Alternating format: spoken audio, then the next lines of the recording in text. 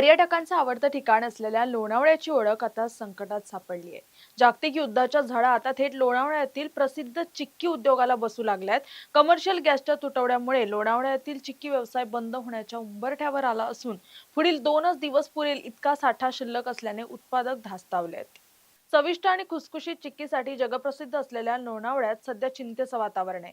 गेल्या काही दिवसांपासून सुरू असलेल्या जागतिक युद्धाचा परिणाम आता गॅस पुरवठा साखळीवर झाला असून लोणावळ्यातील चिक्की कारखान्यांना लागणारा कमर्शियल गॅस मिळेनासा झालाय। मगनलाल चिक्कीचे संचालक मंगेश अग्रवाल यांनी दिलेल्या माहितीनुसार सध्या केवळ 2 दिवस पुरेल इतकाच गॅस साठा शिल्लक आहे।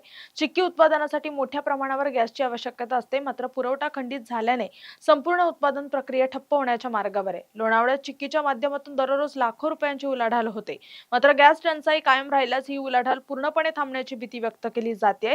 याचा थेट परिणाम स्थानिक रोजगार आणि पर्यटनावरही होण्याची शक्यता आहे। त्यामुळे राज्य शासनाने या प्रकरणात तातडीने हस्तक्षेप करून गॅस पुरवठा सुरळीत करावा अशी मागणी आता स्थानिक व्यावसायिकांनी केली आहे।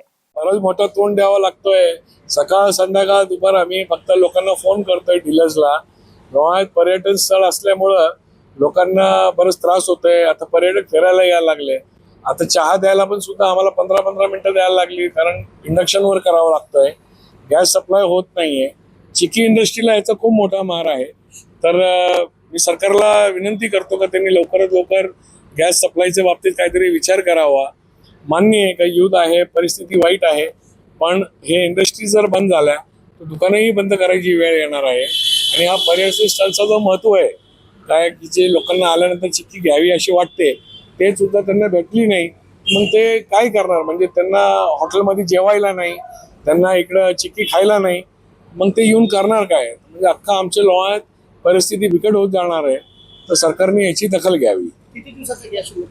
आमच्याकडे फार फार 1-2 दिवसाचा गॅस शिल्लक आहे आणि त्यानंतर राहिलेला स्टॉकच विकला जाणार आहे।